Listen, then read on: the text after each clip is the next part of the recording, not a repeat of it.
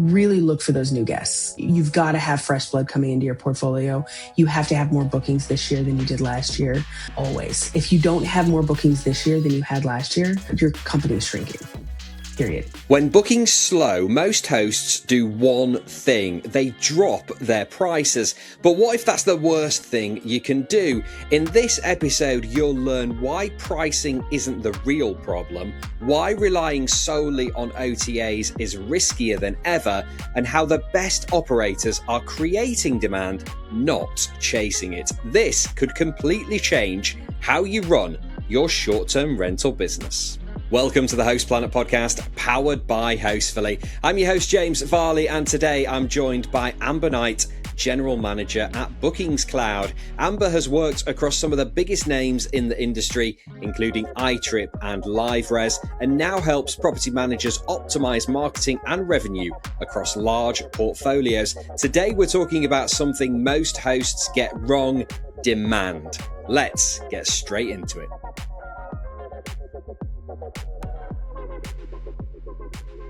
Amber, thank you for joining us on the Host Planet podcast. Let's start here. When bookings slow, most hosts drop their prices. Are they solving the problem or exposing something much bigger? Hi, James. Great to be here. I really see that when you drop your prices, it's a symptom. It's not a strategy, right? Most managers we see and most operators we see, they don't have a demand problem. They have a visibility problem. Not enough people are seeing their properties, right? If no one sees your property, it doesn't matter how low your price goes, and you're just eroding your margin. So, I think the other thing that we really see is that discounting trains your guests to wait to the last minute if they can't find the perfect property. And so then you end up contributing to the issue that you're trying to solve for. So if your only lever is price, you're already behind. Do you know what I find interesting is that in the airline industry, for example, usually the closer you get to when the flight is, often the price will go up. Yet in short-term rentals, the price just drops. Is that because there's just this fear of, oh my God, I don't have a booking, I'm going to slash the price? Yes, there are managers that look at demand, and if they see that occupancy for their market is going to be exceptionally high, they do raise rates at that last minute. So it really just depends. If supply is low and demand is high, you can raise rates, right? And that's what you have to look at is how much supply, how unique is your property, right? If you're one of 300 grayed out condos in Florida, your only lever is price and standing out separately. So it's because there's so much more supply than demand. So you really have to make sure that you are differentiating your properties and you understand what's different and you're getting them in front of your guests in a way that is not one of a list on Airbnb. So what are the best ways to differentiate your property especially if you are in a bit of a cookie cutter location where there are a lot of competition and a lot of similar properties? What can you do to stand out? You can, I think your website is number one, right? Your website, your local presence, because if you're one of 300 condos but they know this is a local provider, you're a local manager with a local team and you operate professionally and the property has all the amenities, has a full kitchen, right? They're not having to work off of dollar store spatulas, right? And scratched up pans. Those things, when you can differentiate that, really lean into your reviews, right? Properties that have more than 10 reviews do meaningfully better than identical properties with less than that. Responding to reviews. You have to show you care. Another thing that you can do there is make sure that your description of your property stands out, right? A really good way to do that some people do is they talk to the homeowners. They'll say, why did you buy this property? Why is your condo the best condo in this building? And they'll say something like, well, we've put hooks all over the house, right? That's a thing that you wouldn't know just from being a standard manager. So when you ask the owner and you put that note in there from an owner, it personalizes it and it creates that local experience, which makes that stand out. Or yeah, it's got a full kitchen, or the beds are comfortable, right? Those things mean so much, and that's what stands out. So you need to, make sure, are you easy to find on your website? Are you reliable to find on like Google local search results? And does every step of the way really optimize the merchandising of that inventory? Have you optimized each individual piece and made it stand out? You mentioned there the direct booking website can help you to stand out. Mm-hmm. Of course, many in the industry have relied on OTAs for many years now. Do you think there are some operators who are a bit too dependent on these platforms to generate the bookings? Absolutely. I would say 7, 8, 9, 10 years ago, Airbnb and Vrbo, HomeAway, they came to the vacation rental industry and they said, we are your cheapest cost of guest acquisition. Don't worry about acquiring new guests. We're going to do that for you. So nobody invested in software, nobody built tools for guest acquisition. And the individuals, the marketers and the specialists in the industry kind of stopped using that muscle, right? Because it was true. Airbnb and Vrbo are the cheapest way to acquire new guests. And that is not true anymore, right? And so they're becoming more and more expensive, and they're going to be, because now like they know that they feel like they're the only way to acquire those new guests. So we all collectively as an industry have to start building that guest acquisition model and be willing to invest in it and to talk about it and to diversify where we get our bookings. So no one booking source can call the shots on your local business. What do you think are good percentages between direct bookings and OTA bookings? Should you be quite heavily diversified, or is it better to just have all direct bookings? That answer really depends on your market. I'm going to say Nashville, Tennessee has a very different answer than Hilton Head, South Carolina, right? That has a different answer than, Sun River, Oregon. So that's one piece. I would say you want to make sure you have a good mix of a diversified portfolio, right? So that if one piece of that portfolio falls, your business is still resilient and can kind of pick up the slack, right? So you want to have a good mix of new guests and returning guests. You want to have guests coming in from the OTAs, and you want to leverage, like Airbnb is great for low ADR properties that book the last minute. It really is. It's a very cost effective way to manage that. There's a specific demographic that's always going to book on Vrbo. You don't want to dismiss those, and you want to definitely optimize for those, and you want to build your portfolio, and you want to build how you're acquiring those guests and marketing those properties specifically to lean into the strengths of the specific OTAs, and kind of move that into a situation where you have more control, right? And so the direct bookings, you have control of, the guest name, you've got the guest information, you can, your communication is more under control. And if something happens on the other side, you still have that. But on the other side, just relying on your website, just relying on fully direct, that's leaving guests on the table. So be where your guests are and make sure that you're presenting the best inventory for those guests. What's the real difference between capturing demand on OTAs like Airbnb and Booking.com, Vrbo, and actually creating your own demand? Kind of break it down for us. What does it look like? Yeah. OTAs are great at capturing the existing demand. Somebody's already searching for a 4-bedroom house that has, a ground floor bedroom that allows pets. That's within walking distance of the beach, right? That's a very specific list of amenities they're going to go look for. They're going to get those results, and they're going to kind of sort through those results. 67% of guests looking for a property can't find the property they're looking for, right? So, and in that list, people get overwhelmed. So there's a lot of ways to, you really want to talk about how do you influence guests before they choose a specific property. So you want to look at social, you want to look at awareness, discovery, kind of like you want to get there before that moment of search, honestly. So social is a really strong tool. Search is a really great tool. Your local presence, newsletter, like there's all sorts of different things. And it's not an easy one step solution, but if you can get there before you're one of 5,000 available properties that meet that requirement in your market, you're going to stand out and get that booking for a higher price for a longer stay. Be where your guests are. Simple. Yes, exactly. Simple as that. Quick It's pause simple then. to say.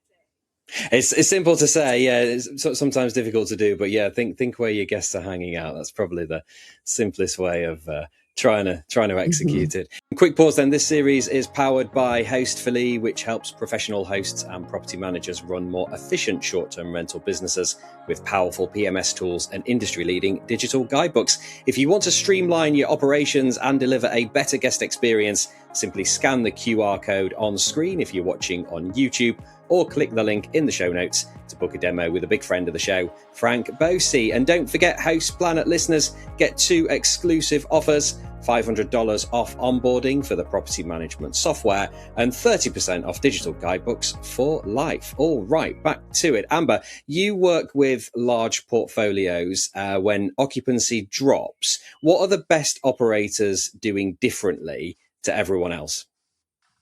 They have a different mindset is the number one thing that I'm going to say. Really, we see the best operators are curious, right? And they're adaptable, honestly. They look at something that they did 2 years ago and they assess why they decided to do that. And if those conditions still apply, right? And that's kind of the number one thing that I see is there's kind of a fear of being curious and a fear of adapting that happens. And that's, I'm going to say the opposite. That's what holds operators back. Right. So that's the mindset shift that the best operators have. If you want to get into the real, like the nuts and bolts of it, they understand pacing really well. Not just how did I do last month? How are my bookings pacing for the future? Do I have more bookings this month than I had last month of people who want to book in the future? They are, integrating marketing and revenue management into one system. How do I cohesively raise the revenue for these properties, not fight for each individual reservation, right? And they're, like we talked about before, they're diversifying they're where they're getting their demand. And they're really dialing in which properties need marketing before that property has a bad month. Like, how is it pacing for the future, really? And just watching that and taking action early. Why do you believe pricing alone is one of the most overused and misunderstood levers in short-term rentals? I'm going to date myself a little bit here, but I'm going to say 7 years ago, right? 2018, 2019. That's when we started talking as an industry about RevPAR and about the importance of occupancy, like that, the combination of ADR times occupancy. Am I maximizing the revenue that I'm making on a property every single night? And pricing managers, they don't have a tool to adjust to increase demand. That's a marketing rule, right? That's something that marketing can do. So when you look at a revenue manager that just does pricing, that's their lever, is to lower and increase rates, is to make it, change the cancellation policy, lower the length of stay, that kind of thing. And so really it's just kind of the siloing of marketing and revenue management has caused a situation where there's things you can do in marketing proactively. And once you get to pricing, that's reactive. It doesn't respond to demand. It doesn't create demand. But it's easy to change, right? So that's what's going on. And I would say a lot of markets had a lot of pricing power where they had more demand than supply, right? When you have more demand than supply, pricing is a great tool. But in these markets where demand has increased significantly in the last 5 years, they're still using the same tools, even though the market is shift and they have more supply than demand. And you're having to funnel that demand to specific properties instead of just adjusting rates. Do you think other travel sectors are doing much better when it comes to their marketing and revenue management people actually speaking to each other and being properly aligned? And what are the specific things that short-term rental property management businesses can do to make sure, what are the tactics they can use to make sure that they're both on the same page? Marketers and revenue managers are using different data sets. That's one of the biggest things that I'm going to say. And I really don't see, I see very little alignment between those teams and interactive strategies. Maybe 10% of managers, and that I'm being optimistic when I say that, are integrating revenue management and marketing. And I think a big piece is that marketing is it's harder to measure, right? And we have different expectations for marketing. We're like, you have to prove this reservation happened at this time and was caused by this thing that I did. And that's so specific. We can't do that for revenue management. It doesn't exist, right? So we don't do that. We say you adjust the rates and the revenue goes up. And that's what we want. We want more revenue per property. And then, so the marketers are held to a different standard, and they're not using the same data to have the conversations about this. And they're not talking to each other. So that proactively saying, hey, this property A is pacing behind. Let's get more visibility on this property. They're not doing that. But the levers are proactive. They're early in marketing, and they don't talk to each other. I think marketers who are using data to make decisions early really are winning, and they're going to change the game for sure.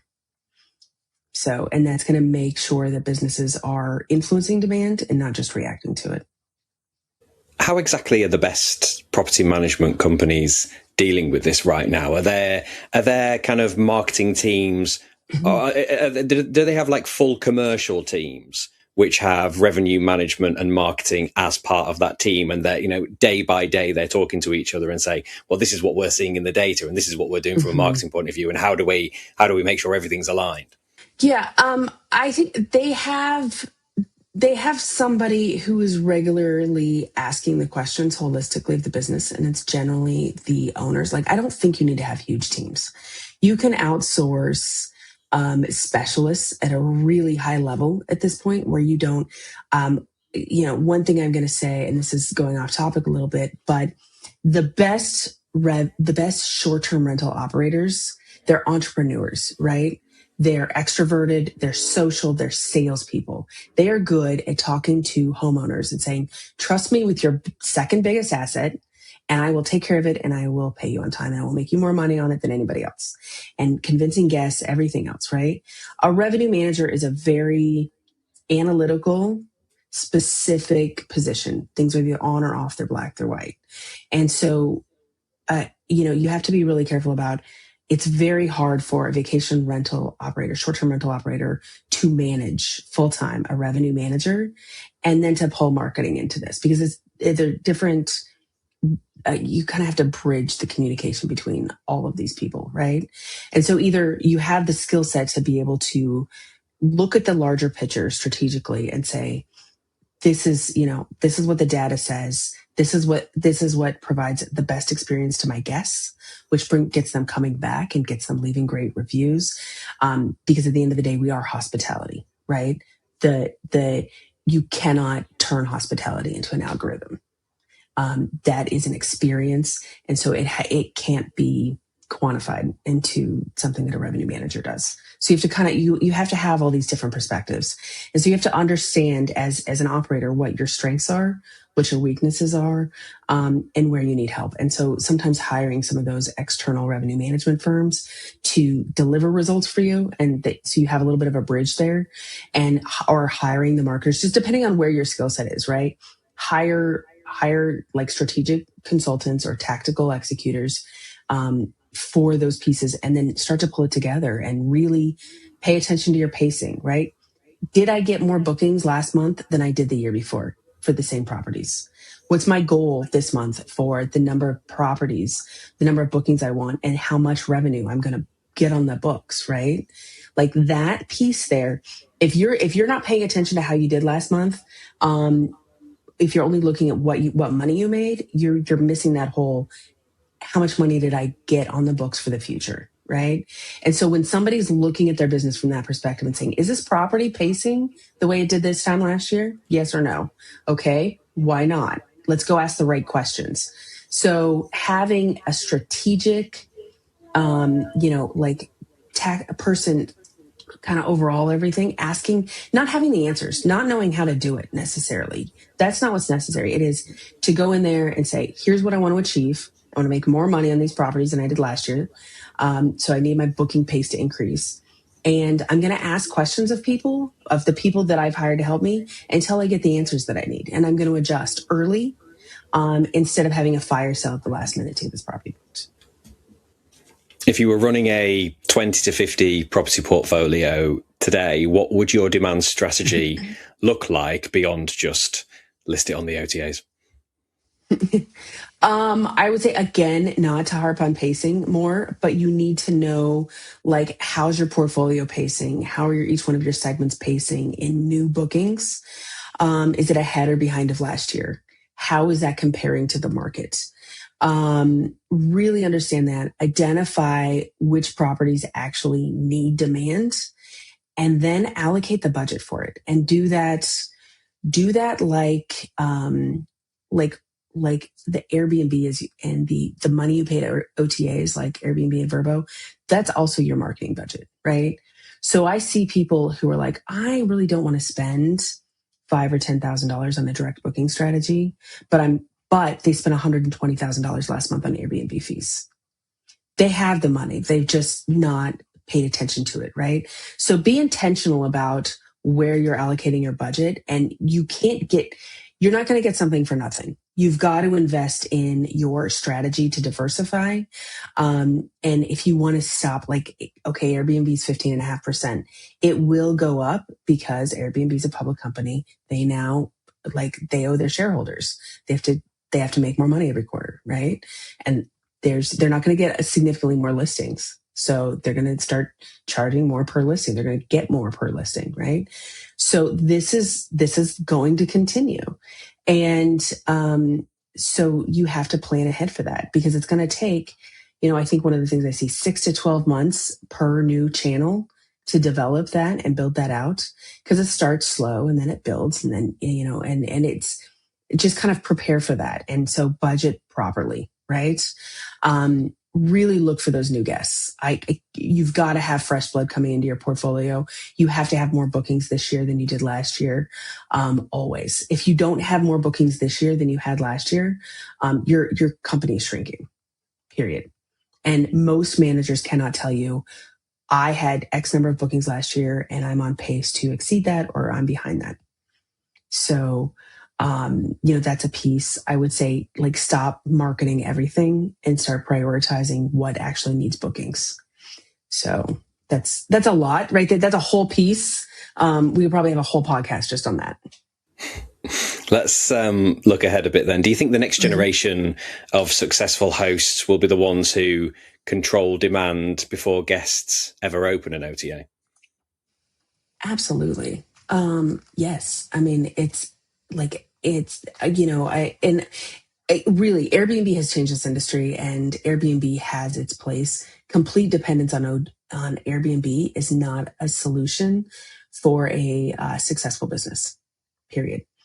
On any one channel, right? So guests are influenced before they ever reach Airbnb, right?